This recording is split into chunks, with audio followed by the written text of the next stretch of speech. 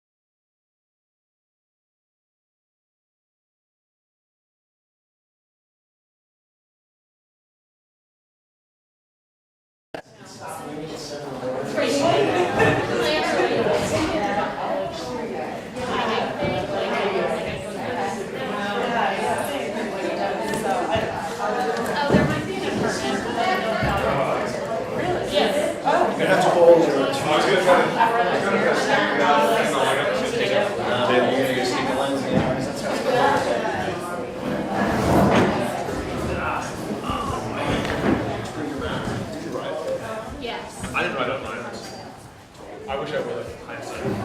Mark stands for. I wanted to. I just had like very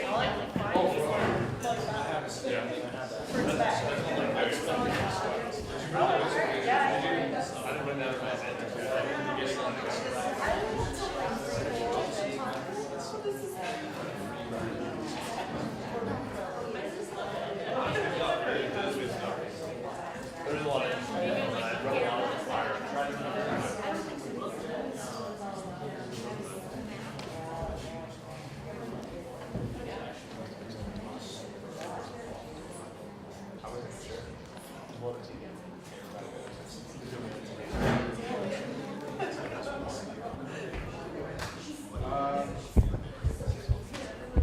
Welcome, everyone. It's about 7 o'clock. I think we're probably going to have a couple stragglers coming in. As you might have noticed, Route 100 isn't in the best of conditions.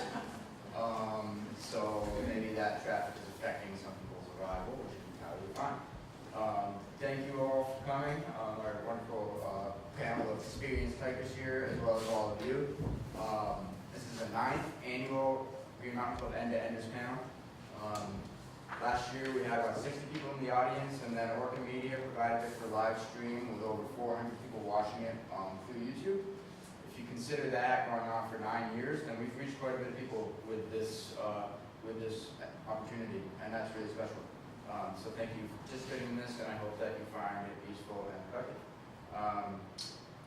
For those of you that don't know, the Green Mountain Club maintains a lawn trail in Vermont. Lawn Trail is the nation's oldest long-distance hiking trail. Started in 1910 by James P. Taylor as he sat in the area of Stratton Mountain waiting for the mist to clear. His whole idea came from wanting to provide this experience across the entire length of Vermont, giving people the ability to see all of the state, to connect with the mountains, and really to have the mountains play an impact on their everyday lives. And so that's what we are continuing to do. That is the Green Mountain Club's foremost priority, is protecting and maintaining the lawn trail. So while this might be our headquarters, it goes the entire length of Vermont. So you will find a Green Mountain Club volunteer or somebody hiking the lawn trail, obviously the entire length of Vermont. And I think that's really cool that we spread in the whole state. My name is Warren. I'm the outreach and field coordinator here with the Green Mountain Club. I've been at the club for about 18 months, and my main priorities are working with volunteer groups, such as Boy Scouts, summer camps, college orientation trips, to help them schedule volunteer opportunities on the lawn trail. I also do all of our Leave No Trace education and work with our caretakers and our lawn trail patrol to go out and steward the trail the way that they do. And I wanted to run a couple things by you for the evening. In case anybody needs, there's the bathrooms are right behind you in this main room here. There's also one bathroom downstairs. There's some water on the back table there. And then the 2 main exits are right down at the bottom of the stairs, to the left and to the right. And those will bring you right outside. And, you know, this is going to be a pretty free-form event. So if you have a question, raise your hand. If there's anything that's a glaring thought in your head, then don't be afraid to speak up. And this is, you know, a learning opportunity for everybody, so we'll try and make the best out of that we possibly can. So I think with that, I'm going to go along the panel here, and everybody, if you want to take a couple minutes and maybe introduce yourselves with what's in front of you there, and start us off on the right foot here. So Daniel, can you go first? Sure. Hey, I'm Dan Braun. I'm from Morristown, Vermont. My trail name is Country Time because actually I bought a really big amount of lemonade mix by accident. Also, it has a little bit of an ironic slant because I was born in Queens, New York. I thru-hiked with my niece/goddaughter/ very excellent hiking partner, Tori. Shout out, Tori. My favorite section on the long trail is the Mount Mansfield area because it's where I'm from. And what I offer as a panelist is whatever I can answer for you. My name is Hillary Orsini. My trail name was Hoot because my spirit animal is an owl, and I'm fun. I grew up in Sutton, Vermont, which is in the Northeast Kingdom in the middle of nowhere, and I section hiked the trail. I did the first half with my dad, who was here, and then was shredding my Achilles tendon, so left the trail and came back and did it like 6 years later, and that's all worked my way up north with my friend Paul. My favorite location on the trail is kind of hard. I think it is like completely dependent on what my mood and blood sugar was like at any time, but I remember with my dad, White Rocks was really amazing, just magical, and then Laraway was, when we got there, it was raining and misty, and there were birds, and it was just like this, almost a spiritual experience, so I loved that. As a panelist, I think I can offer honesty. I think it was really hard.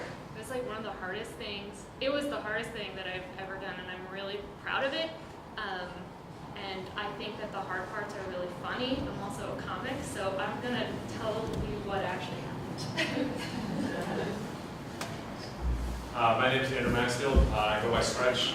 Pretty much I'm just a normal person, stretched out a little bit bigger, and helps me get across the mud spots. So my shoes stay a little cleaner than the average person hiking next to me, which is nice.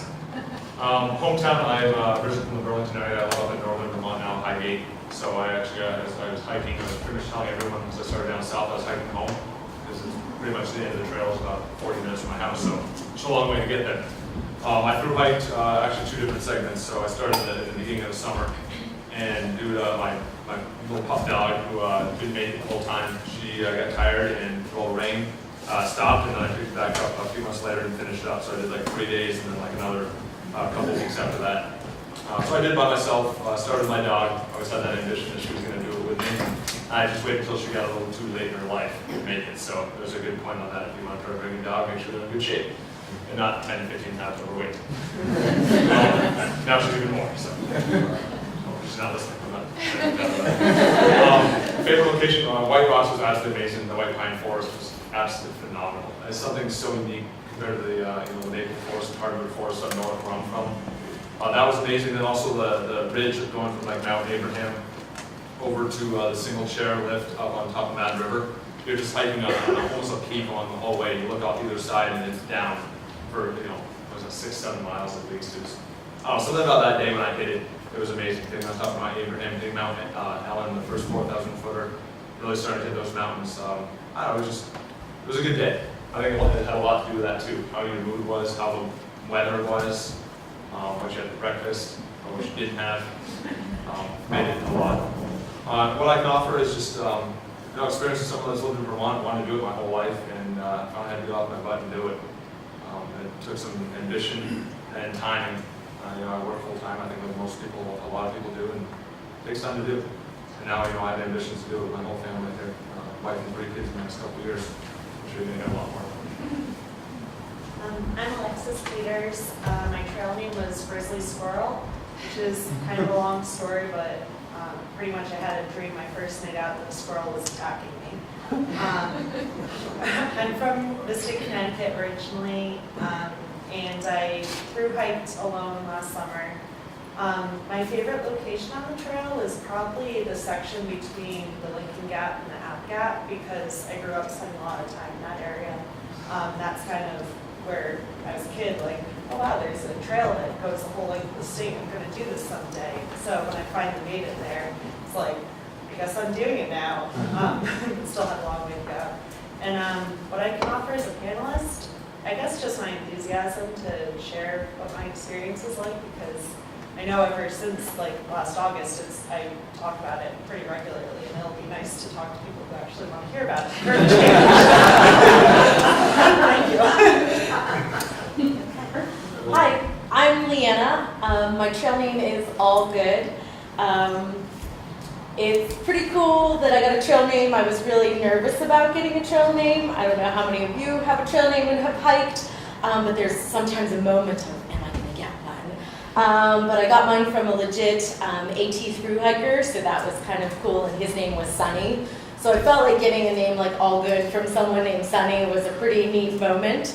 I'm from Pennsylvania, a really small town in the middle of the state, so part of coming to Vermont was I'd never been up here, got to experience this amazing place, and then get to come back for something like this. I thru hiked last summer in July to the beginning of August. I went by myself, but met some of the most amazing people and have kept in touch with a lot of those folks. So even though I was by myself, I don't feel like that I was by myself the whole time. Favorite location? I remember a moment at Kid Gore Shelter when I set up my tent on the edge of the mountain and I would watch the sunset and watch the sunrise. And I just felt like I was in the mountains and I was like, I could stop right now and be okay. It was just so amazing. And that was so early on. So I had so many more amazing opportunities ahead and experiences ahead. What do I have to offer as a panelist? Oh goodness, I have a lot to learn still. That's something I'll be honest with you about, and that was very much in my communication with Lauren before this, is that I'll be honest in that I have my experiences to share, but I will be very honest in that I have a lot to learn as well. Can I interject really quickly? Your pictures of that camping spot at Kid Gore, Yeah. you'll see them, and it's like the most dreamy place with the bright sun and the green leaves. It's really cool. It's all like that, right? Yes, it's all like that. There's never any rain or mud. Don't worry. There's like 3 times where you get a view. It's really cool. Hi, I'm Taryn. My trail name is Yellow Crocs. I was given that by my sister because I brought a pair of bright yellow Crocs, which I wore when I wasn't wearing my hiking boots. I'm from Shelburne, Vermont, and I section hiked the Long Trail. It took from about May to September. I hiked with my family, my sister, my mom, and my dad, and my 2 little dogs. My favorite location on the Long Trail was probably Devil's Gulch. It was just really pretty. There was a lot of rocks and just green. What I have to offer as a panelist is a different perspective on the Long Trail and hiking with a family. So my name is Jenny, and I come from the same place that Taryn does. I never grew up and got a trail name, so There's still time. I'll just have to do it again. I have a little bit different perspective than Taryn on the way that we did it. I kind of feel like we section hiked the northern part, but then we hiked 200 miles continuously from the southern part to the middle of the state. Again, as Taryn said, we hiked with our whole family, and it was because of Taryn. She had set it as a goal the summer before when we were hiking out in the Grand Tetons and out in Yosemite. She said, next summer I want to hike the Long Trail, I want to hike the whole thing, and I want to thru hike it. And so we worked as a family to figure out how we can do it. And I think that's what I have to offer is how can we take a dream and ambition of our family, especially the younger members of our family, and make it happen. Awesome. Thank you, all of you, for that. And I think the one sense I got from Hillary and Andrew is that your blood sugar and your food intake makes a difference, which is pretty obvious. So we can talk about that at some point, which I think is fun. There is a really wonderful slideshow with a bunch of pictures that everybody sent in. So I think we'll take some time and kind of breeze through that and let ourselves focus. And you know, if you guys want to get up and move around, that sounds great. That's something I overlooked that we must do. Actually, it's never been a whole lot of time to see. But I'm going to let you start this.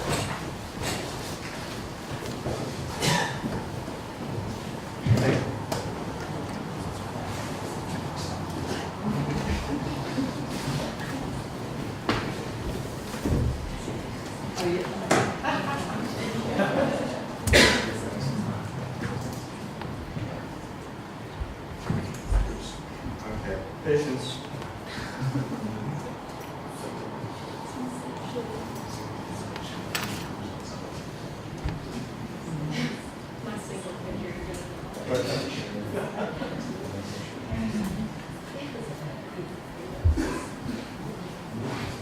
There we go. Is everybody? Can you identify the places as we go by them? A lot of it's just like a green tunnel through the woods.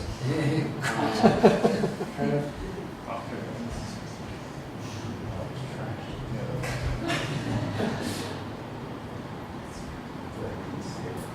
It's here. No, it's at the top.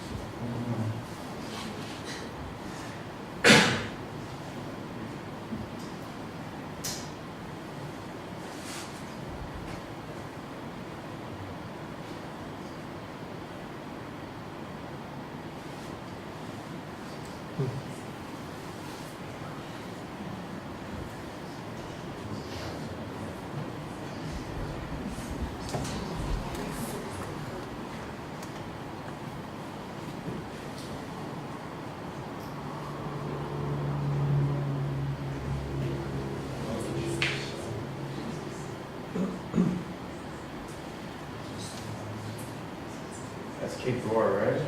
Yeah, that's the tour. The sun sets on your left over the shelter and it rises on the right. And it's just amazing.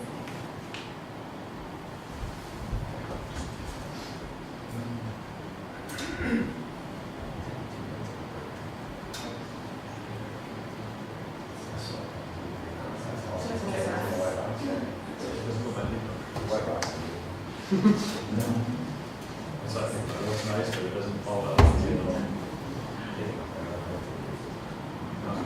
It's a lot of food. Yeah, see, that's a good goal right there, the shelter. I had a question about that. That is one of the best pictures of the trailer. I have to pause it on for people to read. Yeah, those white lines. That had the best swimming pool. Really?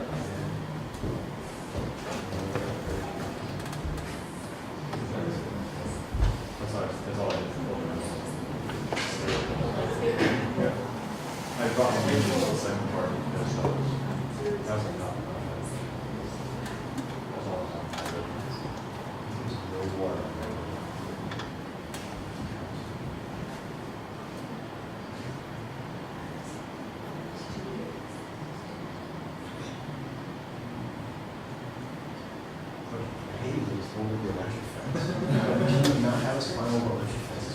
I liked it. I was like, I'm in with the chickens. Yeah. The chicken house was like. That's not my day. That was hot.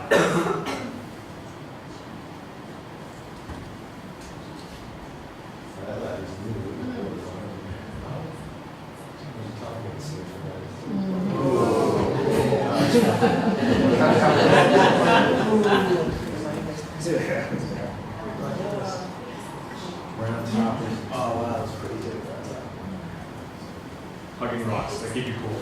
You do a lot of rock hugging. It was uncomfortable or something. So they acted with That's like the shelter.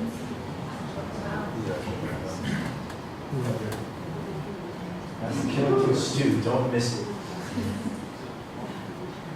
She's painted rock. That's kind of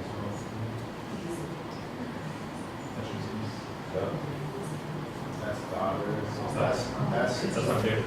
Climate is my favorite show. That's the rock. You're going to find it too. Yeah, that's the rock. That's Mad River. That's the management summit. That's another one. That's up on Laraway, like was mentioned, the mist and stuff. It was really Very good. It was a full house around top. That was That was a nice shelter, I didn't stay there. It's everybody's favorite. I see.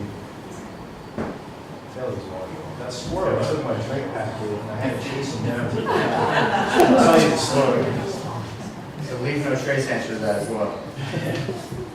Nice.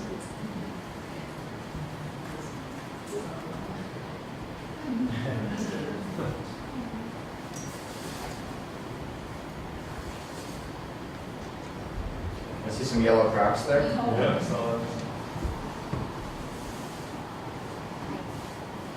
So good.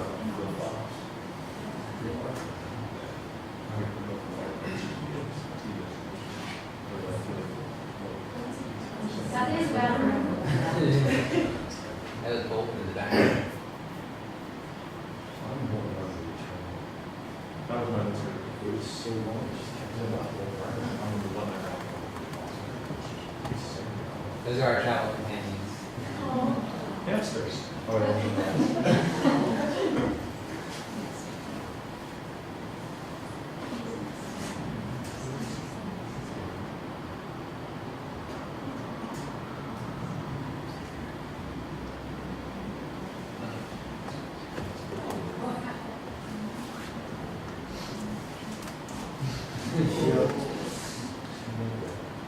This is a wet series of photos.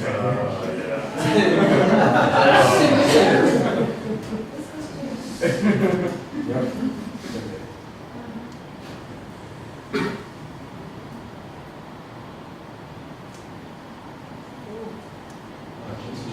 Yeah. It's actually, it's not over Yeah, I like that.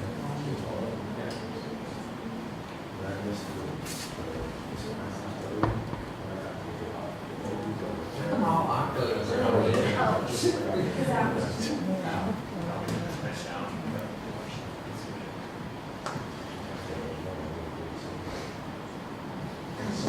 all about the user and the platters. Really special. What is that look like?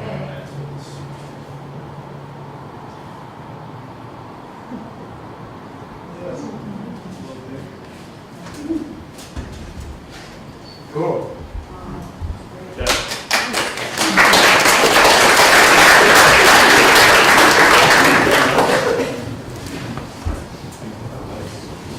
Yeah, so that ferret one, you know how they normally have the signs that say like, programs for hiking, snowshoeing, skiing, whatever? Yeah. Well, the things come off except for the snowshoe ones, so somebody penciled in there, this ferret sanctuary is for ferret petting, ferret milking, and ferret stomping. So I think it's left, so it just cracked me up. Someone had some good creativity. So I got an idea. How about if each of you pick one of those pictures that you maybe feel had an impact that you would like to tell a story about, and we'll go through and we can go back to that, and we can do that. So Daniel, do you have something, that you thought out of what you submitted there? Do you want to go to the one with all 30 of your pictures you submitted? Yeah, I mean, that's an interesting one, if you want. And you know what, go ahead, pick that one. That's kind of neat. It just, and the reason that it's cool, I took a picture at every shelter that I went to. I figured, hey, if I'm coming out here and doing this, I'm going to see all of them, we're not walking past any. And so every single time that I got to the shelter, I took a selfie, or not, depending on, and my niece is in almost all of them. And it's really interesting. The reason this picture is interesting to me is because really what it does that I didn't expect it was going to do is it provides a really brief little synopsis of my entire trip. And I can look at any one of these pictures and I can remember what happened on that day and the kind of day that it was and where we went from there and what was the next thing that happened. And most significantly, the one that is sitting there all alone is Boys Shelter, which is right here in the middle. Right? My niece is not there. And that was because I actually lost her that day. On the left side.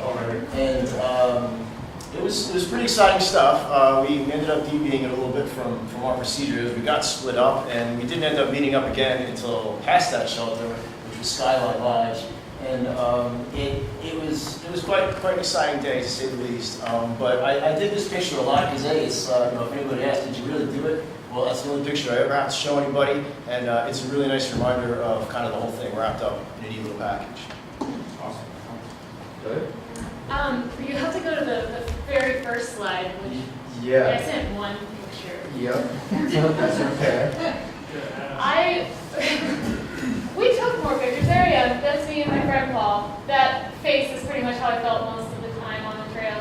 But I did take some more pictures, but it's just, I guess it's making me think about how that wasn't the purpose for me, or that wasn't the point. Like it was a kind of a relief to not be looking at things through the lens of like, how nice of an image is this to share, or how will I remember this. I really focused on the journal, and just was present for the whole thing. But I love the other pictures that people took. I need this now, because I don't have it. Real shot, yes. Yeah. Did you write 2 more? No, I had the first one, and then it was too special, so I had to get a second one. Okay. Yeah, 6 minutes long. Daniel, Andrew, I'm gonna find this year. Oh, yeah. Caesar's Hysteric Sanctuary. That has somebody kind of petting a ferret, ferret milking and ferret stomping. So you see those signs everywhere. Anybody that's hiking, those are the front of almost every trail. Yeah, that just cracked me up. Those type of things we keep you sane out there. Oh, yeah. The Green Mountain does not support any 3 of those. No. Ferret stomping is out. Oh, ferret stomping definitely out of the question. Discouraged. Alexis? There's one up, like, towards the beginning on the jar of pickles. Down. Right there. That one? Yeah. So I don't eat a lot of salt normally, so like 6 days in or so, I was like really crashing because I didn't have enough salt. So I panicked and hitchhiked into town to buy that jar of pickles. And that was like the best thing I'd had in a week. Which is a little bad in the nuts and some Powerade. But yeah, that was quite the adventure. I'd never hitchhiked before. And I wasn't planning on doing it, but sometimes you're really desperate, and it was worth it for pickles. We kind of talked about Kid Gore already. That definitely would be for me. That's the photo I like to look at, and it just takes me back to that moment. I remember walking up to that shelter thinking, where am I going? And coming around the corner and just being like, this is where I'm staying tonight. Like, I got to live in Vermont in the woods for 30 days.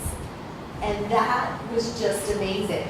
It just truly was, I mean, I look at that and I just go to that moment. And I think that's so much like what this provides is an opportunity to kind of get that feeling back. And, you know, it's so important to keep that feeling with you, you know, throughout life when you're not on the trail as well. So that's it. One of my favorite pictures is the one where we're lying on the back, surrounded by mud, and the dog is looking at me and saying, what did you get us into? Because for me, it says you really don't know what it is that you're going to experience on the trail. It was really wet, it was really muddy, but we were actually having a lot of fun at that moment. It also talks to me about being prepared. We weren't prepared the first couple of times that we went out with the dogs when it was raining. And they get cold too. And that was the one thing that we actually ended up adding to our hike was the dogs' raincoats, because I don't care if it had been our lab who used to hike with us or not, I'd forgotten that they get wet, they get cold just like we do. And so as you see, we're all still smiling and laughing, but what are we doing out here?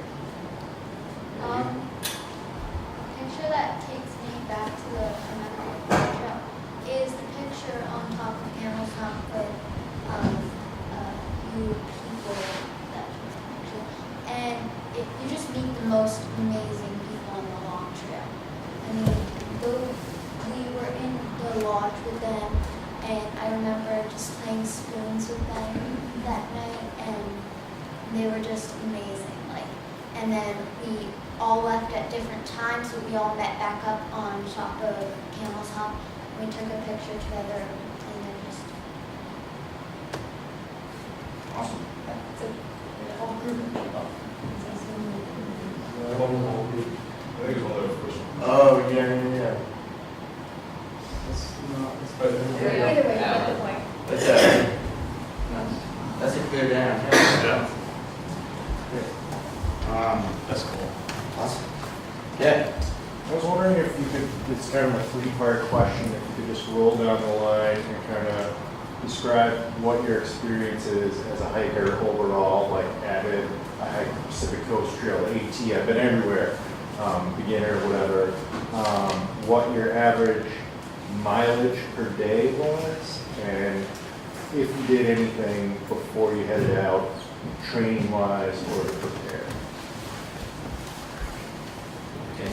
Sure. I hike Vermont mostly, but I do a lot of different stuff. I'm just kind of outdoors in general, which helps, I think, keep me in shape. I did train a little bit for a few months leading up to it, but to be honest with you, looking back on what I did, it kind of makes me laugh a little bit now. Because in a lot of ways, you can prepare as much as you like, but you're never fully ready for whatever it is you're going to find out there. You do have the ability to have to get used to it, to work up to it and build your strength and kind of find your rhythm and your flow. And I think when you do that, you kind of settle in and you kind of find a bit of a balance, and things will just kick in for you, and you kind of ride that wave. Mileage. Oh, sorry, mileage. Yes. Well, the mileage is a funny question. The spreadsheet that I had to plan this entire trip, which, by the way, lasted one day, that plan, a little bit less, actually about 19 hours. That plan was about 15 at the end of the entire operation, which was a raining, muddy operation. We did about 10. About what? 10 miles a day. Back way. My pack was from a base about 27, 28 pounds, and then throw 6 to 8 pounds of food on top of that. So on your first day is pretty hefty, and then every day is a couple pounds lighter. And then by the end of the week, when you're starving, your pack's really light, so it works out. I'm an avid hiker. I grew up hiking. I probably averaged about 12 miles a day, as few as 6 and as many as my team.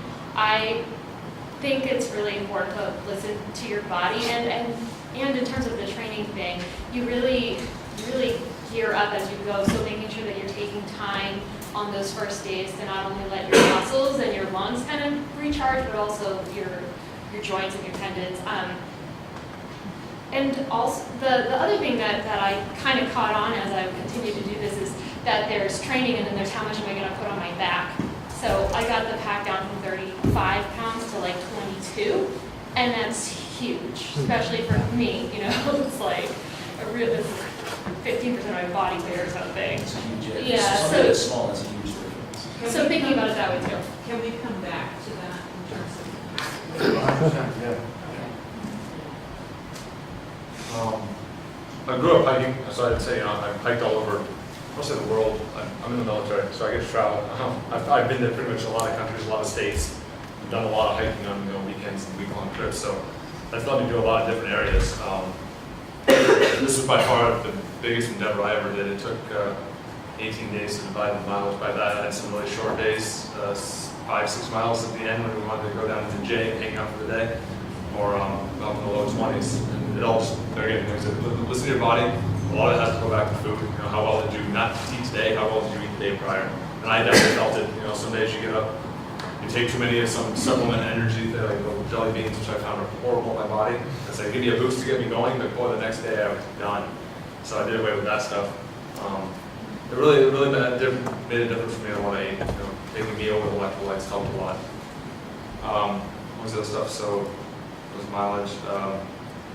Pack weight. I would mid-20s when I was empty on food. When I restocked and full of water, I was probably 31, 32-ish. So before the long trail, I'd done mostly like day hikes. I'd done one overnight that was 3 nights, and then another one that was 1 night, and that was it for like backpacking. So I was like experienced with hiking, but not with like that combined with camping out. And for training, I guess I'd been hiking a bit that summer, and I was running maybe like 6 miles a week or something, which helped, but it's not the same as hiking. I never knew how heavy my pack was. I think it was probably between like 25 and 30 it was way too heavy at the beginning, so I met a whole bunch of AT through hikers down south, and they basically went through my pack and were like, don't get rid of this, you don't need that, that piece of your stove, that's useless. And so I ended up sending a whole bunch of stuff home, which really helped. And then, what was it? Oh, mileage. Was probably about between 12, maybe 15 at the most was comfortable, but usually closer to 12. Some days I had like a 5-mile day if I went into town or just wanted to hang out in my hammock longer, so just kind of took it easy, felt like it, because you need to recharge mentally too. It's so cool to hear everyone's stories. Are you looking to through hike? Yeah, I work full-time too, so we're hoping to do it in 23 days. That's awesome. Very cool. I'm not a numbers girl. I have no idea what my pack weight was or what it is now or what it was during the whole duration. I was on the trail 33 days, but not like on the trail the whole time. I know I had one day with the trail angel off of the trail. So as far as my average, I'm not really sure what that was or how much I was doing per day. I was just listening to myself and kind of going. I wasn't stressed for time, so it was really, I was focusing on the experience and I wanted to come home healthy. As far as training, I very much have been hiking for a long time. That's part of what I do regularly at home. But backpacking was something that I had been wanting to do for a really long time, multiple overnights. I completed the Camino Frances, which was 500 miles. So that's not quite the same as backpacking at all, but it was still continual 500 miles. And then the year after that, I completed the Camino Portuguese, which again was shorter. It's not quite the same as backpacking, but still like that continual on your body day after day after day of miles and weight on your back. This past summer, before I came up to Vermont, I through hiked. It's called the Laurel Highlands Hiking Trail, and it's a 70-mile hike in Pennsylvania. And so that was kind of like my shakedown hike.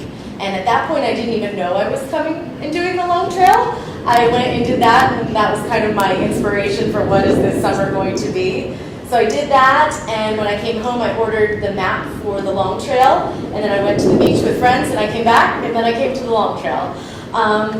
But from the past couple summers before this, I definitely learned as far as training, it's more than just your cardio, than the weight on your back.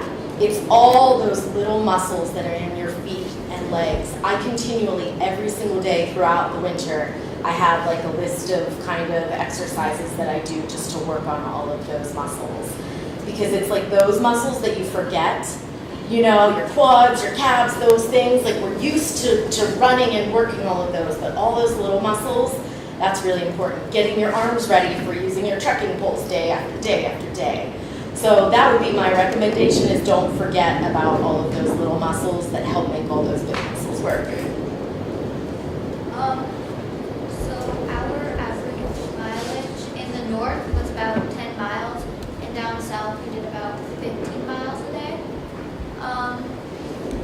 As far as training goes, we didn't do much training. I mean, I've been hiking since I was 5, or backpacking since I was 5. So we just kind of went out on the long trail, and my pack weighed about 20 pounds. So I'm going to add a little bit to that. So one of the things that we did to build up to do with a family that was kind of wasn't purposeful, but ended up being very purposeful in the end, is that we started at the beginning of the summer when we were doing section hikes, by doing section hikes between 5 and 7 miles.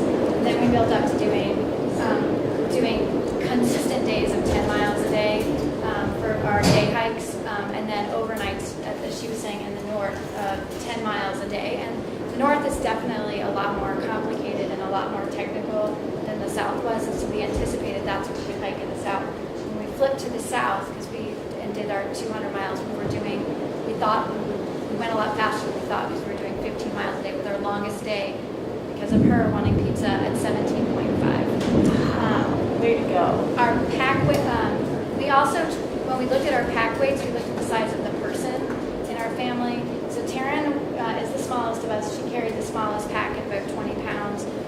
daughter and I realized after the first day out that she and I are actually the same size and we should be carrying the same weight, so we equalized that at about 22, 25 pounds. And then Kevin, who's here with us, carried 30, or a little more. So I do want to say something about working. One of the things that I learned with us for working, we'd taken 5 weeks off the year before. And something that I ended up doing was, early on, the hikers told me you need to take some 0 days. So I actually took 0 days in the office rather than taking 0 days on the weekends, and that made it feasible for us to do our through hike because we would do 2 days in the office, 5 to 7 days out of the office, and that really helped.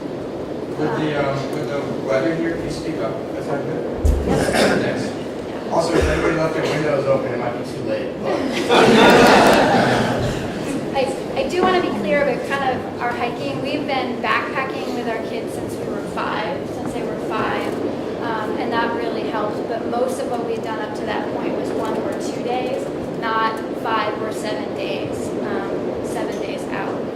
And we had hiked 120 miles like the summer before out in the western parks. Are any of us glad we're not on the launch trail right now? Good. So I got a couple, general questions that I think we kind of go off of that a little bit. One that I think is really cool to think about for everybody that's out on the trail. Everyone here is a different person. We've all had a different trail experience. And a phrase that I've heard a lot is everybody hikes their own hike. And I was wondering, if maybe some of you have an opinion on that, or if you've heard that phrase and how you interpreted that for your own experience on launch. So maybe, can I get like 3 volunteers? Raise your hands there. Andrew, put it up. No, I certainly think I've definitely heard that hiking on hikes. Some take pictures, some write journals. I see some people hiking and have their earbuds in and they're just cruising, listening to music or a book or whatever it is they want to listen to.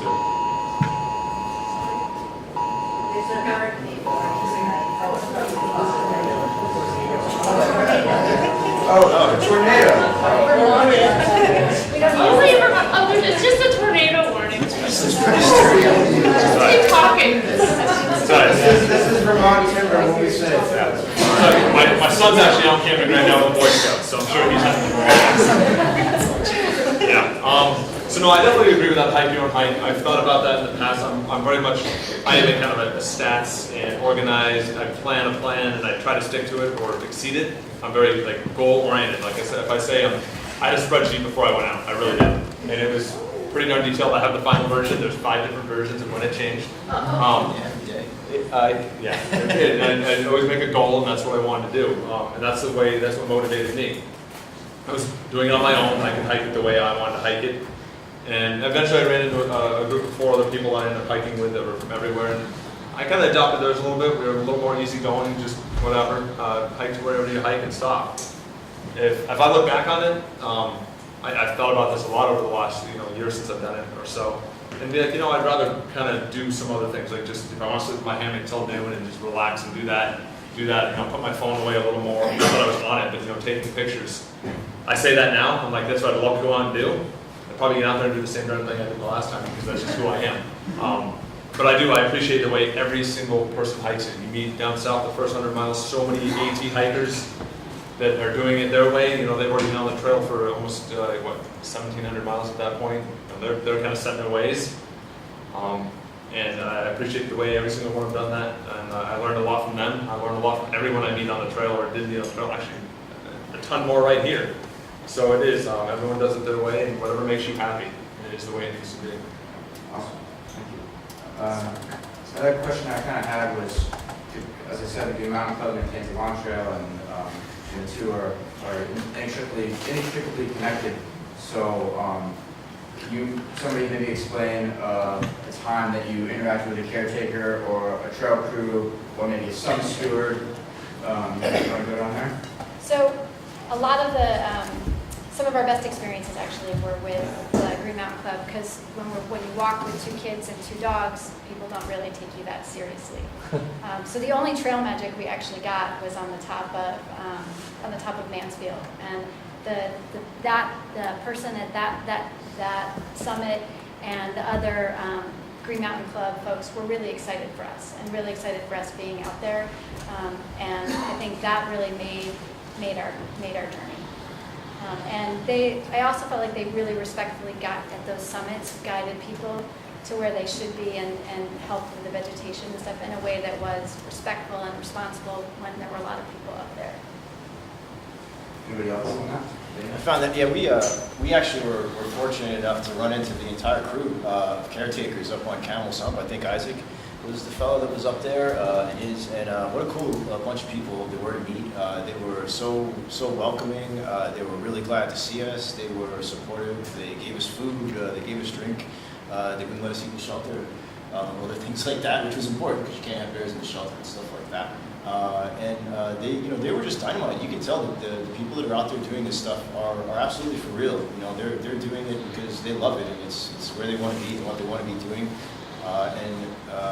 Just to maybe kind of expand a little bit and almost kind of circle around to that kind of hiking on hike thing. There's so many different people out there. It's incredible. I saw people that were 70 years old. I saw a girl that was 9 years old. The physical abilities, mental toughness, the reasons you're being out there, the goals you have, all these things, everybody, they're all completely different, and yet you're all out there doing the same thing, and that's pretty amazing.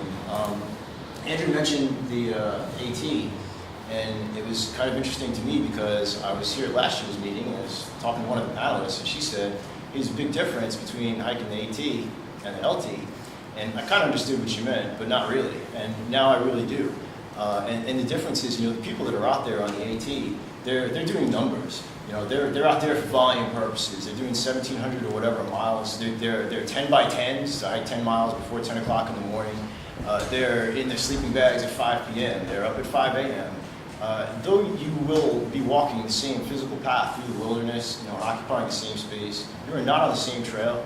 You don't have, the same motivations and reasons that they do. And I think for the first little chunk of it, especially starting down in the south, there was almost like a little bit of compulsion. If you're not really sure what you're doing, a lot of times it's your nature to go out and kind of just follow along with the crowd. If the crowd is AT folks, they're doing something different. And it took a couple of days to break out of that and say, hey man, you know what, you guys go ahead in your bags at 5, we're gonna go build a campfire, we're gonna be social, we're gonna be, a little more mellow. So don't get those two things confused, because they are very different, even though they're kind of the same. Does anybody know how long the AT is in Vermont for? 140 miles.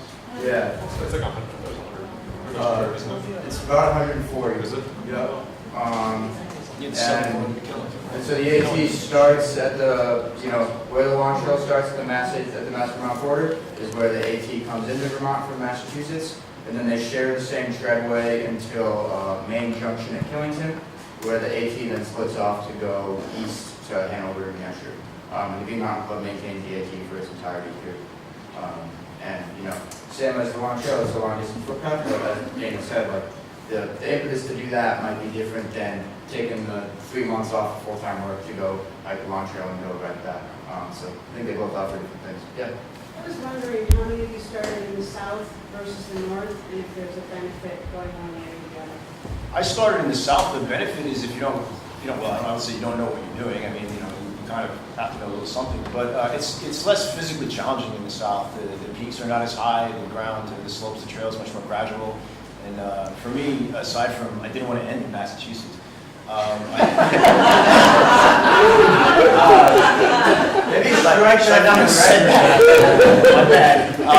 That was part of the reasons that we northbound. It was to kind of work your way up to it. You don't want to walk out of your house and slam into J Peak and stuff like that. It's pretty hardcore.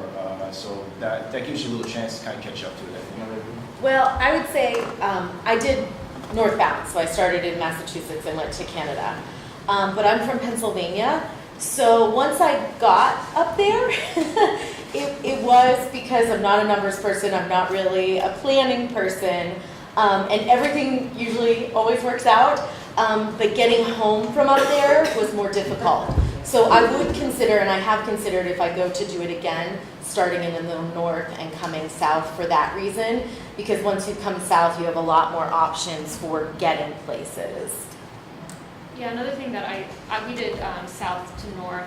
There are a lot more people in the south, for better or for worse, but I found that comforting while I was kind of getting used to being out there. And then I think the AT like curved off, and then we had a night in a shelter, me and my dad, and I woke up and I was like, oh, I slept so well, and he was like red-eyed. He was like, did you not hear the pack of coyotes?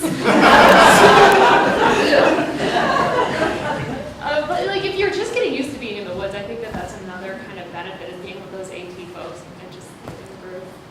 Can I add one thing? I think another point to that is the weather and the timing of your hike. So say you wanted to start your LT hike on September 15th or end of September even, you'd rather probably start in the north and go south because, you know, Jay Peak is almost Canada and it's pretty cold. And I think another point is right now in this kind of transition season that we're in, a mud season, the north will be holding snow much later. As Russ knows, Jay Peak is still covered in snow, whereas there are probably places in the south around now, or within a week or so that you can start hiking. So if you're starting in May, which, you know, if you're starting in June, starting in the south and going north to let that dry out and stuff. And black flies. And black flies and Mosquitoes, horse really making it sound appealing. The black flies are really something special. And for those of you, I have a little video of it, which I dare not screen here publicly, but we got caught in quite a mess of black flies, and until you've been there, let me tell you something, boy. they are the truth. Do you have a question, Norman? Yeah, I just wanted your opinions or insight on like the part where it overlaps and like how packed the shelters are, or like there's no place to pitch a tent, or you know, like things. That's that always we down experience. south because of the AT. Everything's crowded, you know, like, and the AT hikers are, you know, there's probably as many of AT as LT hikers, and once you cross that threshold, like in north of Killington, they all make a right, you know, start heading east, and then, you know, the But like, shelter would you find population. that you? I never had a problem. I mean, we hiked from June 4th to July 4th. I tented twice, and on both times by choice. I never didn't have room, and you know what? People are really accommodating out there. You know, when things are tight, you know, people will make it happen. You know, we got to Goddard, and I think we had 15 people or something in the shelters. You know. Excuse me one second, Daniel. Jenny, you guys stayed in the shelters, didn't you, for the most part? We actually, because we had the dogs, we stayed in a tent. You did. But I will tell you that when we had a different experience in August, there were many a night we probably wouldn't have fit in the shelters in the southern part of the state. They were pretty packed. The one night that we did stay in the shelter down in the southern part of the state, we got there around the time that most people pull in, but they all came in later, and people had the tent all around. So while you're on the AT section, there's definitely, you can anticipate there may be a night where it's a pretty tight squeeze. The other thing is seems to be a bit of a hierarchy. The AT hikers pull in early.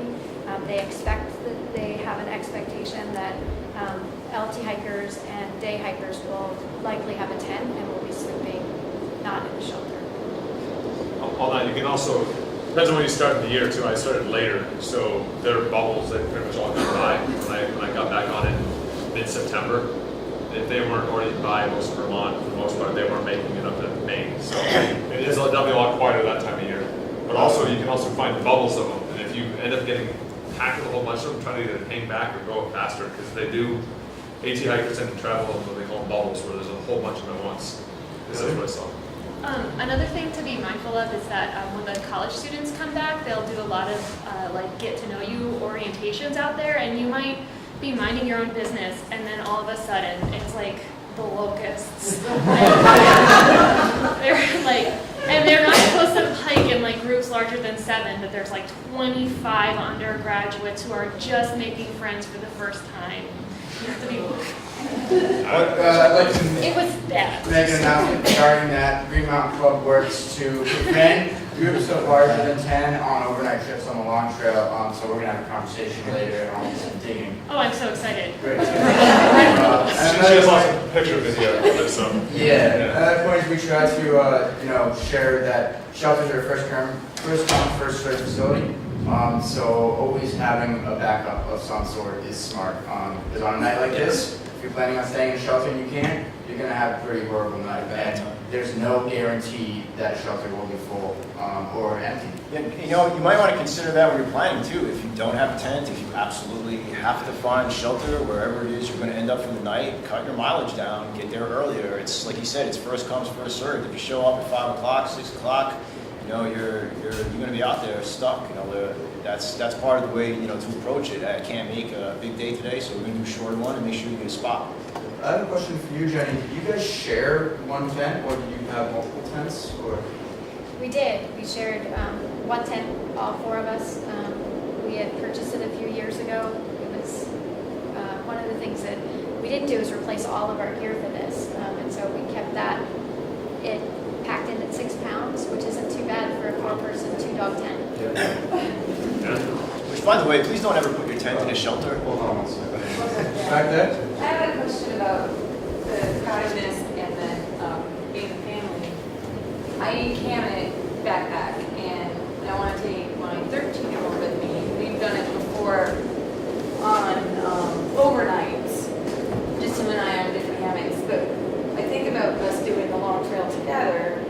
But as a mom, he has no problem sleeping away from me. But as a mom, and he's away and I can't see him in this crowd, and you might have like a get to know you college thing. What do you think of like?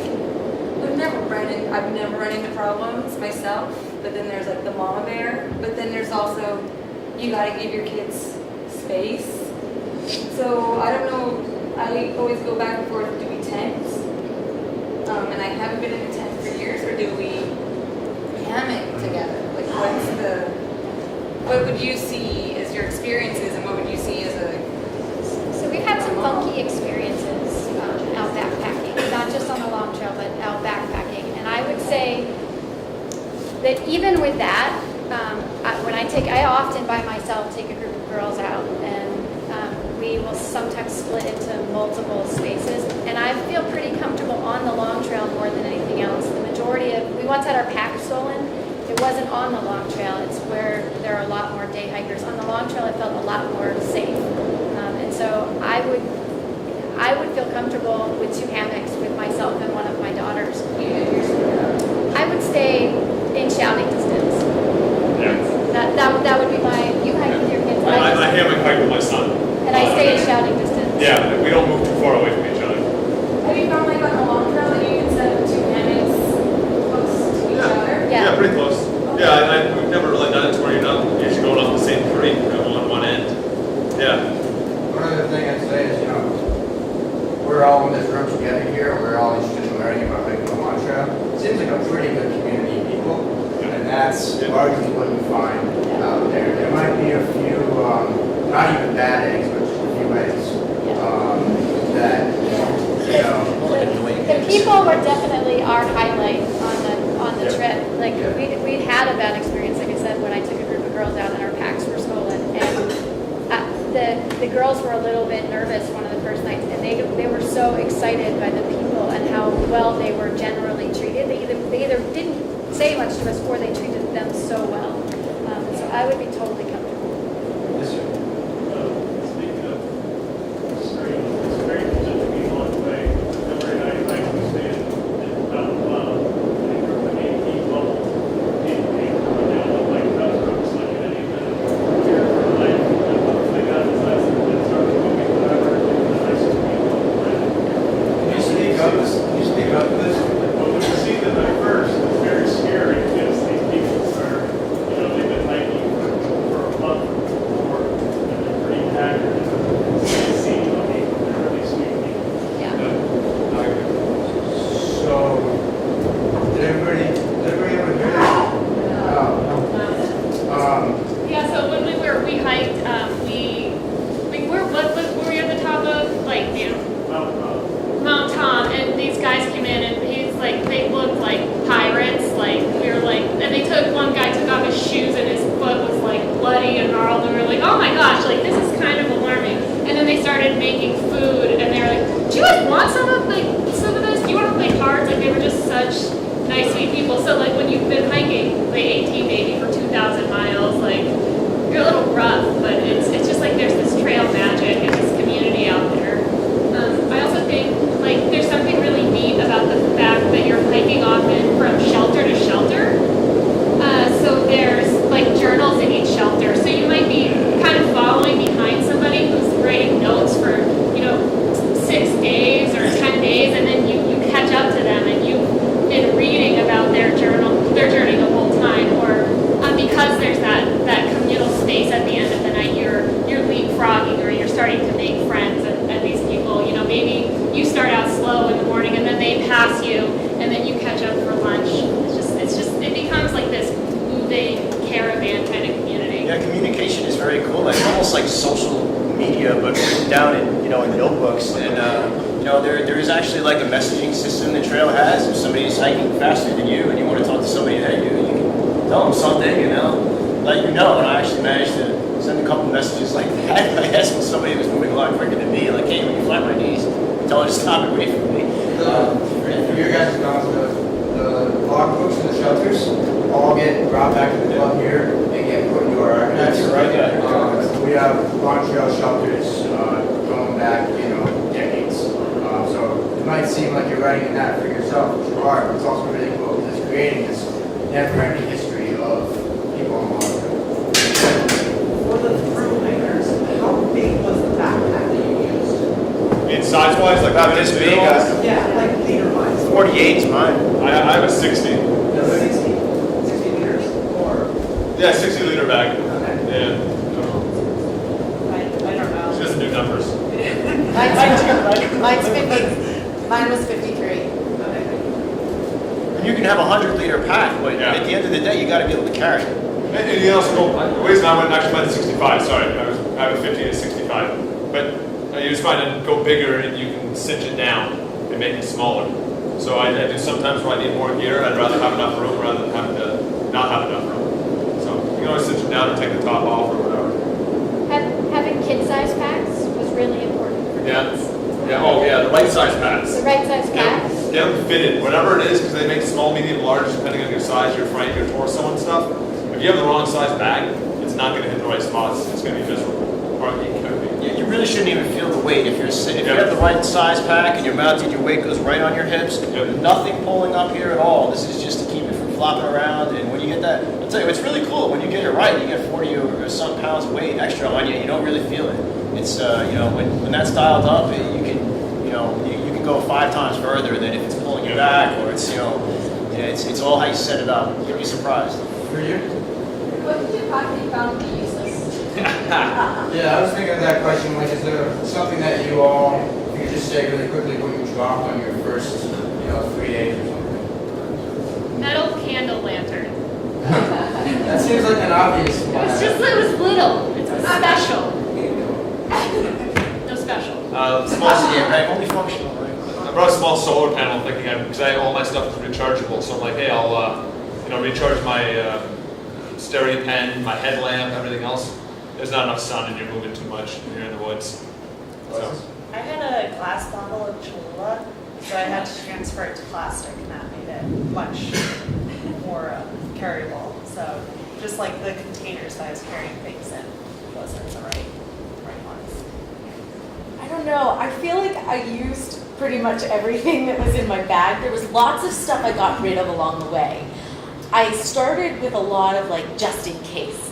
Just in case I have extra zip ties, and just in case I have extra this, and I didn't need all those just in cases. So I would get rid of those as I went.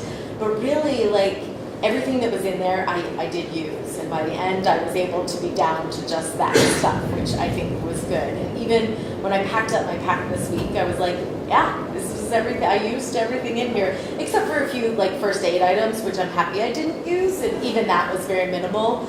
But yeah, I pretty much used everything that was in there.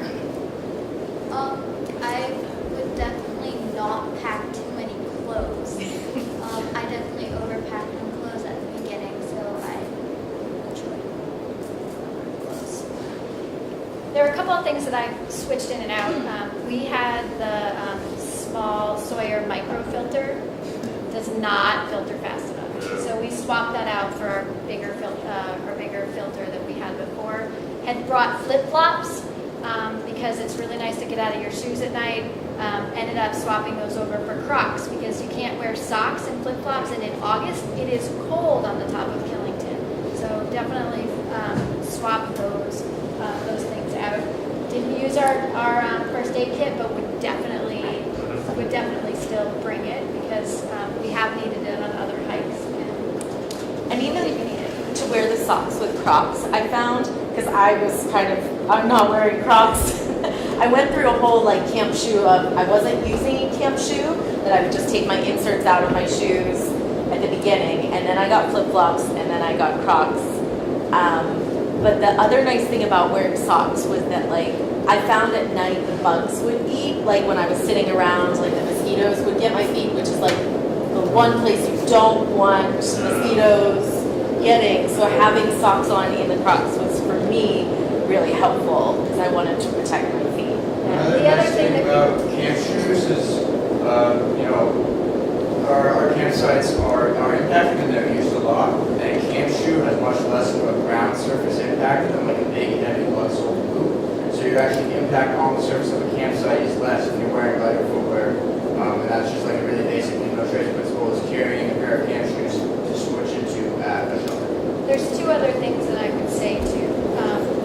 Food, we overpacked on food when we were out down in the southern part. It took us a lot less time than we thought, and we decided that we needed to be really diligent about what we brought for food along the way, because that was the heaviest thing in our pack. And so after our first resupply, we were like, okay, there's no more what ifs. What if we get stuck? No more just in case. No more just in case. I've done a lot of expedition travel, and I may recommend is that you do not bring duplicates. That is, don't bring duplicates of clothing. Just bring enough like change of underwear so you can wash one pair out at night and put it on your pack during the day. The same thing for socks, but otherwise, if you give yourself a sponge bath every night, you don't really need more than one piece of everything because you want to save all your energy for carrying food and water. You don't really need a wardrobe. And also, you don't need heavy mountaineering boots. I mean, I do the trail in lightweight shoes because I carry a very light pack. So the thing is, the lighter you can keep your pack, the more fun you're going to have. Yeah, I think that and you guys can probably speak to this as well, there's a balance between a camp shoe and a trail runner and a big hiking boot. And that's a preference for what you want. Maybe for Andrew, next to the car, having boots that can throw some of that impact, or little tiny trimmers. I wear trail runners. Yeah. Barrel trail runners. And I find them agile enough that if I start to roll my ankle, I just hop real quick. And that's where trekking poles help me with that too. I've been negotiating with my son about trail runners versus me trying to get him into a big, heavy, beefy boot. So I'd just be interested in It really is preference. I used to hike with big, heavy hiking boots, and I just got sick of the weight on them, and I realized I didn't really need it. I think I'm agile enough that if like I said, I did only roll my ankles several times, at least half a dozen, if not more. And I just always find myself pop up and hop real quick, and the trekking poles were huge to help that. But maybe I got lucky. Yeah, I used big, high boots because that's all I'd ever had. So I didn't really want to start trying something new while I was on the trail. It's like, this is what I'm comfortable with. Why change it?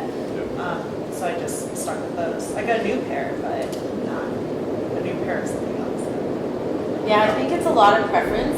I have Saucony trail runners that I wouldn't change that for the world. Like I tried boots and that does not work for me. But the only addition I would add to the trail runners is I use gaiters. Yeah. So Dirty Girl gaiters are awesome and they hook right on, lightweight. Like that's to me number one. So that's my combo and I will use that for as long as I can. Yeah, sure. I personally, I wouldn't think about doing it without, a serious pair of boots for a couple of reasons. One is that I don't really have to worry about where I'm stepping. And there's some gnarly rock and stuff out there. I mean, sharp things. Your footing is, especially in really bad weather, a lot of times your focus is limited to, literally 3 or 4 feet in front of you because you've got to actually look carefully at the next step you're about to take.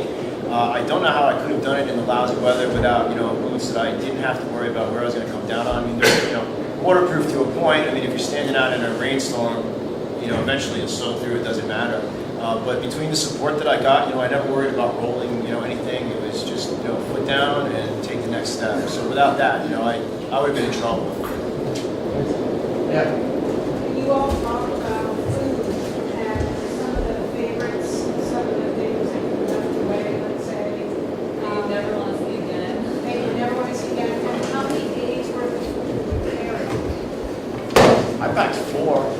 So she was asking about food and how many days of food you could carry, what was your favorite thing, and what would you never want to see again?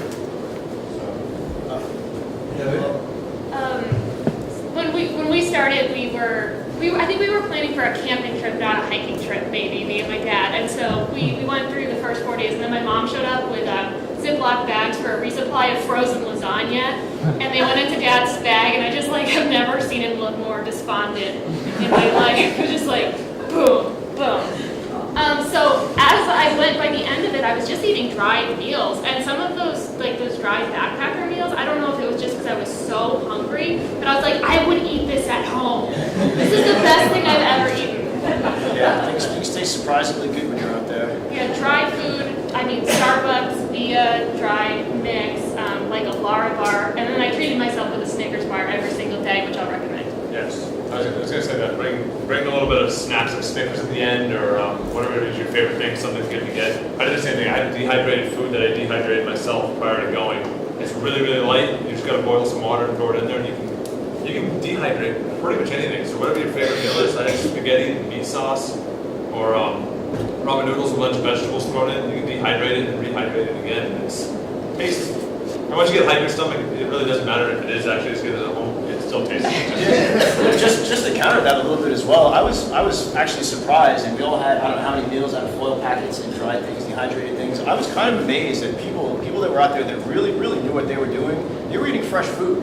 Like they had cheeses, and they were making salads and cooking things, and that was hey, wow, these people really are on a different level because they're first of all, I don't know where they're getting it from. They're getting fresh produce and stuff like that, unless they just went into town. But I was really amazed that for example, you go out and buy yourself a block of cheddar cheese or something like that. You throw that in your food bag. That's good for a week. You don't have to refrigerate it. You know what I mean? Stuff that you might normally keep around in a fridge is perfectly fine to bring out there. Hard sausages and stuff like that. Once I started to see what people were doing and kind of learn more about it, I definitely changed what was going in my food bag. And there were things that I didn't think of that And Alexis, did you have anything on that? Yeah, I carried cheese the whole time, but I did a lot of research beforehand about how to package cheese because if you put it in certain things, it'll get moldy. So I was always making sure to wrap it in wax paper and put it in Saran wrap instead of a plastic bag because it needs to breathe. And then I made all my own meals, but instead of making something and then dehydrating it, I went online and bought I don't know, it was 20 different little baggies of dehydrated vegetables and then just kind of mixed my own. And that worked out pretty well. But I didn't try them beforehand, so it was kind of some of them would be great. And then I tried one night and it's oh no, I made 5 more of these. So it was pretty hit and miss, but I mean, saying it's you're so hungry out there that anything is good today. At the end of the table there? I really liked the little packages of seasoned tuna fish. That's really good. And I never want to eat again gorp. There are just things that my parents made me eat gorp. Here's a snack, but it just gets old. Can you explain for everybody what gorp is? It's raisins, nuts, and nuts. Jenny, do you guys cook all your meals in unison as a family? So breakfast would be the same, lunch would be the same, dinner would be the same? Yes, Yeah. so, and the one consideration with that is that for us, because of that, a little jet boil stove wouldn't work. Our Whisper Light that we've had for 20 years worked great because you could boil a lot more water than you could in the jet boil. And yes, we did it all as a group.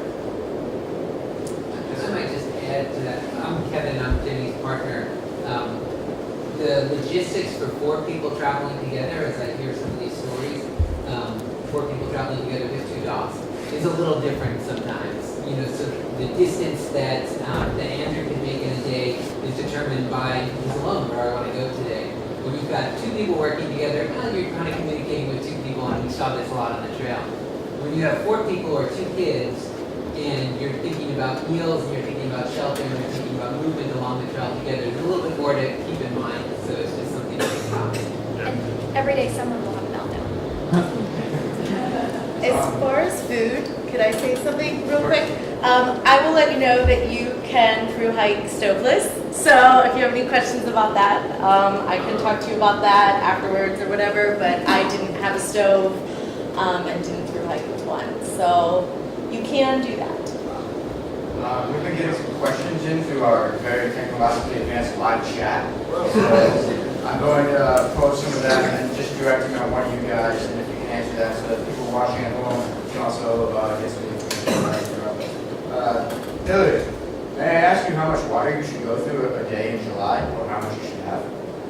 Like as a person in general, as a human being, you know, as I went through the trail, and I did it over a period of years, so I just got more experience. I was eating way more and drinking more at the end than I was at the beginning. I just realized like I need to be stopping every 30 minutes and giving my body something, and it kept my mind and that like negative self-talk about how hard it was to a minimum. It was like a calorie thing. So I think water-wise, hot day in July, gosh, I'd go through like 5, sometimes like 4 liters or 5 liters of water. And I would be even, I have room in my pack for up to 4. I like to carry 3, and if I know that there's water, I'm pumping as I go. So walking from stream to stream, and really, I like to always be in a position where I've got enough, and I don't have to be rationing it. I always want to have enough so I can just drink what I need. Another question was maybe for Alexis. I was thinking of starting late August or beginning of September. What is the best time to hike the trail to avoid the flies and mosquitoes? Well, I was out there late July into early August, so I might have a little bit of insight on the August bit. That the mosquitoes weren't too bad. There was only maybe like 2 nights or so where I had to put on bug spray, and other than that, I didn't use it the entire time. And I never had a major problem with the flies. Like there were a couple times where they'll like take a chunk of skin and then you'll just see this like bleeding spot on your ankle, and it's like, where did that, like, did it eat it? Where did it build a nest somewhere? And I don't know what they do with it still, but so you still are gonna run into some bugs out there, but yeah, August was all right. I'm sure September is probably better. So. Another question we got is a little specific, but maybe if somebody feels that they've got an answer for that. How feasible do you think it is for a trail runner to hike 20 to 30 miles a day in the first 100 miles with a 40-pound pack? Sounds like a math problem. Did you say with a 40-pound pack? If that does not sound Not realistic, feasible. if that does not sound realistic, what does sound realistic? Maybe I can pose an answer for this. 20 to 30 miles with a 40-pound pack for the first 100 miles probably is a tough way to break it in, like we were talking about getting your legs under you. Maybe that person might want to dial it down a little bit at the beginning. Would you agree? Yeah. I think Jenny said at the beginning, like long trail miles are different than miles somewhere else. So like if anyone has hiked a lot out west, when you come to Vermont, like this was the first trail, long distance trail they ever cut. They didn't switch it back. Like it's like straight up, and it's rocky and rooty and it's technical, which I think is awesome. But you just can't get that same kind of mileage. You can't hoof it in the same way. That was actually our joke on the trail. Like the long trail must have been built by 20-somethings who didn't know the term switchback. They just did. Yes, sir. I mean, just to add to that, I think the record for men's time is like 4 days. Just like under 20 40 hours hours. or something like that. So that's like 50 miles a day. That's fully supported, so they're not doing anything. So whoever is out there, there's a documentary on Netflix called Gaining Traction. It's about a woman that did it in 5 days, fully supported. So check that out and see if that's an experience for filter. She does a lot of crying. Yeah. That is a really cool movie. We have a copy of that here at the club, and that picture of Andrew's feet, that was like nothing compared to what she went through in that movie. Yeah. That said, the AT hikers are doing 20 miles a day up here. And I think that's where they come in and they've done that 1,700 miles already, and they're able to move into that. You do get them to come back. I don't know if anybody ran into a lot of AT hikers that come and they do that lower 140. Well, then they'll backtrack and they want to finish the LT also, so they'll come do the northern part.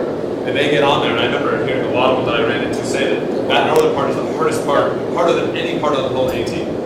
Was the northern part of it. That says a lot considering how long the AT is. When those guys get up here and they say, wow, we thought we were hiking and climbing, and we weren't until we got here. So mileage that you can get on elsewhere, you're probably not going to get in Vermont. It's not safe. So I think we're going to probably do questions for another 10 minutes or so, and then around 8:30 I want to break out, and if anybody has specific questions for anybody up here, we can come up with questions about how heavy a pack is. I think you all look at your packs the way that they would be generally, more or less. And so, like, you can test that out a little bit. Yes, sir. So I wanted to address that question about the 40-pound pack, because there's a saying that the difference between 20 and 30 pounds is 10 pounds, and the difference between 30 and 40 pounds is 100 pounds. I would believe that. Yeah, it's probably about right. I would definitely believe that. As soon as you start hitting anything above 30, you can definitely feel it. From empty to going heavy with your fully restocked is a huge difference. That's the big thing. When you're restocked, I mean, like you get afraid of that number, whatever that big number is, and it can be a scary number, but that's not your number like all the time. That's your number like day one, and then you get to take a little bit off that every day. So it's ebbs and flows. Anything else? Yes, sir. Any comments on good dog etiquette? Both having your dog be a good dog neighbor for everybody else, and also any other insights like making sure that you've got jackets for your dog or other important things for dog care. I can talk to the two of you. You did the whole way. Yeah. Do you want to go? You definitely want to have your dog on the leash near the shelter, because not everybody is dog friendly. So if you have your dog, we ran into this one family that was really scared of dogs, and we were just hiking, and they got freaked out with our two little dogs. So you definitely want to be aware of. So bring a leash, and that actually was in where we ran into that family. It was kind of a bad experience all around. It wasn't actually in a shelter area even. So when you're getting to the busier areas where there are a lot of day hikers, we also release the dogs. We made sure that we brought something warm for them. It was valuable to have them hike in a harness because there are several places where there are ladders, and even a big dog, we used to have a lab, even a big dog couldn't get around those. So having them in a harness made it a lot easier to take them up and down. We always carried a tent because in general, unless the shelter was empty, we stayed in a tent because it's not fair to the other folks. Can I answer and add a little bit to that as well? So other things about dogs is dog waste. It's the same as human waste. So if you wouldn't poop on the side of the trail yourself, then you shouldn't let your dog do that. And the appropriate thing for that is leave no trace, taking a cat. Well, that was a big flash of colors. And then other notes are, exactly, carrying a leash and leashing your dog in public places, and also leashing your dog above tree line. Because same as a human, they can't roll off the trail. Some of those fragile kind of plants will be affected there. I have something to say about hiking with dog. I've hiked with our dog on sections of the long trail, and there are parts where we're like, there's nobody here, it's fine, put him on the leash, we have. And he has come back, and you're like, what is on you? And it's not moose poop, it's not bear poop, it's not anything except it's human poop. So dogs like that. They're like, I never had this, I'm gonna roll in this. And that's another good reason why you keep your dog on a leash. Because they might find the hiker. That's the best reason I've ever heard to leash a dog. And then be prepared with stuff to clean your dog off. You don't, I think it's case by case with your dog too. How well it's trained, how well. Yeah. And there's a difference between somebody's perceived voice control and actual voice control. And so we really, you want that voice control to be 100% voice control and recall. We were talking earlier, I've seen a dog with a mouthful of porcupine quills, and that is not something you want to experience on a long trail. I'm sure that some of you guys might have seen the shelters that are not by porcupines, they're out there. Oh, yeah. Yeah. So, yes, ma'am. Could you talk about your food, how you carried it, bag versus bear can, what you saw on the trails, other people were doing? Didn't see many bear cans. Bear cans are really from, like, a couple people had them from down south and stuff like that. And stuff, yeah. But yeah, I didn't see cans at all, mostly bags, I mean, if you're hanging your stuff, like, the big thing you're worried about is not bears, but really like rodents and mice and stuff that'll they'll eat right through your pack, your food bag, and out the other side of it. So mostly if you keep your stuff, reasonably compartmentalized and just hung up, you probably don't need a bear can, that's overkill. Outside or inside the tent? Always outside the tent. Outside, yeah, always outside. And at the places where there are, if there ever is a bear concern, they'll have a bear box. Yep. So yeah, you want to hang your food and keep it out of your tent. We've had bear encounters, not on the long trail, but yeah, you don't. Yeah. And I'd add to that, the bear population in Vermont is growing, and black bears are becoming more and more brazen, and they will, because the hiker population is growing as well, there's just a natural, those forward hikers that might not store their food well, or might leave their food bag outside their tent on the ground during mid-May, that bear becomes habituated. And the saying is a fed bear is a dead bear. Any bear that gets food becomes more and more habituated and therefore becomes more and more dangerous. So Green Mountain Club we would very much promote bear canisters along the long trail. There were 3 bear issues last year that prompted action by the club. We put in bear boxes at Stowaway Spring, Kid Gore, Seth Warner has them. And the safest thing is a bear canister that, in my experience, can fit roughly 3 to 5 days of food in there. And people will complain because they're heavy a little bit. They might be kind of tough to fit into a pack. But the other side is that you don't lose your food and you're not feeding your bear. And you might say, well, we can do a bear hang, but there are many places on the long trail that are shelters that might not have that perfect branch to swing a ladder. That's why I asked, because we do a lot of long-distance hiking, and we always have a bear can, and I bring vacation, he brings the house, and I'm always surprised how many people bring their can. Yeah, I never have. Do it out of pack, it's woody and it's annoying, but it's. They are heavy and they're bulky. Yeah. And I think that if we want to get ahead of the curve here, making sure that everybody's bear aware, and it's also, if you're a first-time hiker and you're going out to hike a long trail and you've never made a bear hang before, the safer thing is buy yourself a $60 bear canister and never have to worry about you being the culprit or you being the problem. I was going to say, there are actually other options to the big plastic cans now. I've seen like Kevlar pouches and things that are kind of like advanced materials, and they're really strong. So yeah, what you guys all do? is, the bears can't get into them, they can crush it. Yeah, I mean, they'll ruin your lunch for sure. I've seen a bear unzip a fanny pack. I've seen, and I just outed that you have a fanny pack, Dad. Sorry. You didn't actually, but now you did. I actually had a question. When you are hiking with a bear canister, where do you keep that outside the tent, or? Yes, you do. And there are ones that are, in the Adirondacks now, there are certain places where they're required. If you're found without a bear canister, you will be fined. And there are ones, even some canisters are stronger than others. And so, I think that if you're in an area where you're confident that you'll have the tree and do a perfect bear hang, then that's great. But in other areas, there might be some. Around there is the white mountains where they're required. Yeah, and the difference, so, a quick note, the whites have bear boxes at most of their sites, because in the White Mountains there's maybe 16 overnight sites total. The Lawn Trail is 70 overnight sites. Every one of those bear boxes is a couple $100, and they're not like, so outfitting those along the Lawn Trail, some people might say, well, why don't you have a bear box everywhere? But it's not feasible within our program right now. So the public being bear aware is really the best thing that we can do here. Where else? Jeez, tornadoes. Watching one morning. Floods, tornadoes, whatever. So I think we have time for maybe one more question, and then we'll break out, and if anybody's got questions or other issues that we'd like to tackle, then do that. Yes, sir. For those of you who pitch tents, did you pitch tents next to the shelter, or did you pitch on trail, or did you go off trail?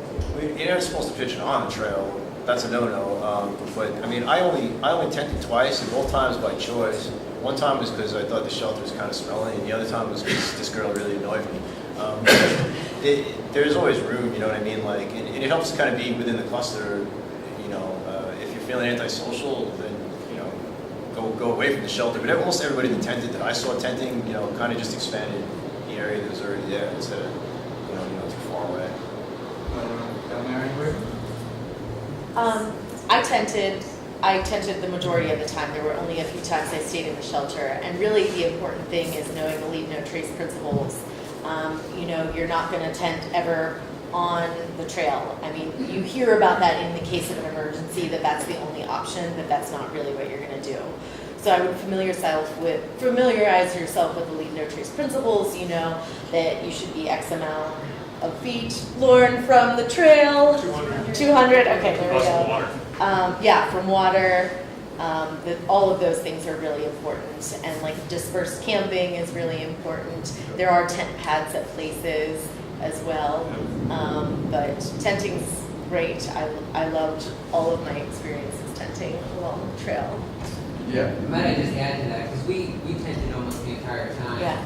And there were times when we were hiking to get to a destination, maybe it was poor weather, maybe people were getting tired, and I was starting to look around. There are plenty of places on the long trail where it is impossible to set up a tent. There's a trail, and you got 3 or 4 miles of stuff, but it's the grade, and going up Killington, you know, we got 3 miles to get to that next shelter. You're not stopping and setting up a tent. It's impossible. And I know that because as I'm walking, I'm like, where are we going to tent if we have to stop? Are we going to turn around and go back to those 3 miles? So you have to be aware of your terrain. And we would look at the contour map sometimes and think about, what do we do in an emergency right now? And a lot of times it was like, we keep walking until we find a place to sleep. So I tried to plan that actually, and I said, hey, I'm going from A to B today, but if I don't make it to B, what am I going to do? Well, this looks like a good place to tent, but then when you actually get there, it's, you know, like a 40-degree pitch of, you know, boulders sticking out or something, and it's just not possible. I mean, the answer is keep walking. The leave no trace message on camping is you never want to impact a site that hasn't been impacted already. And so if you're at a shelter, you want to be in a site that looks like it has been designated as a place that already has tenting happening at it. So, you know, big open forest where you see all these shoots coming up and beautiful leaves, don't put your tent down on that. Put your tent down on the area that's already being impacted that you're not going to cause further damage to. And there's plenty of those areas around the shelters. And there's We were plenty of those. always able to find a spot around the shelter. But one of the things that was really helpful is the Long Trail book. Will tell you whether there's tenting around the shelter or not. There are a very small few exceptions where it really clearly says there is no tent pad. I can't remember if it was Butler or Taylor. One of the two. Butler Lodge, Taft Lodge, a couple others are at a high up on elevation, surrounded by a pretty fragile tropical forest, and so we requested people stay inside of those. Let's have the impact of tenting versus hammock. Yeah, so that's a good question. That's one that comes up a lot. You know, I'm going to tackle this most, and then if you guys have opinions. Hammocks, you're obviously above the surface. That's great. But, you know, with looking for a place to sleep going on the south side of Killington, you're not really going to find a place to string a hammock. So, because the trees are small, and it's very, very well packed, and so it might be tough to find a spot in there. So, I think that the leave no trace impact is dependent on the site that you're at, but more important is considering whether you're able to get yourself accustomed to the peculiarities of hammock versus tenting, because it's not possible at both sites all the time. And also what kind of trees you do. I hammock tent a lot, and I know I don't do it on like pines or anything, so it'll rip the bark off, depending on what you're using. If you're using a tree saver, hopefully, or 550 cord will start to tear that off. So try to find oaks, stuff where it's on the porous bark, and you're not going to hurt the tree as well. Yeah, that's a great point. Cool. So, you know, I think that we've had a lot of great topics, and that there's still a lot of questions to answer because it's Launcha, it's 3 months with that backpack back and going full wet. But I think it'd be useful now if we wanted to, call this kind of session quits and let people come up and ask some questions.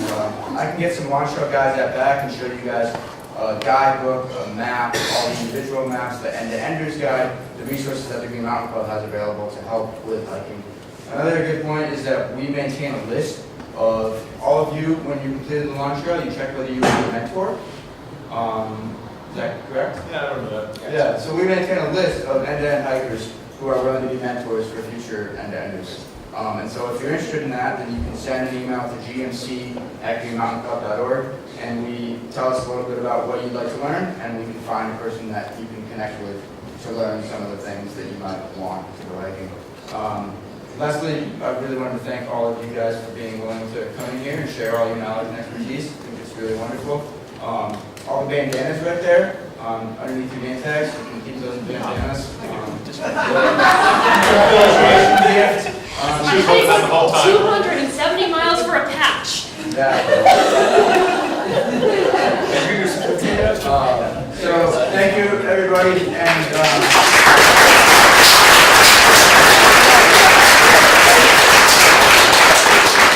also, if anyone wants to see the slideshow, then you can come right up here and I'll put it on my computer to click through if there are any pictures that, caught your fancy. I'm gonna put one more plug in. Although you said you're gonna show them to you, those are and at first I was like, some of them feel like propaganda. Those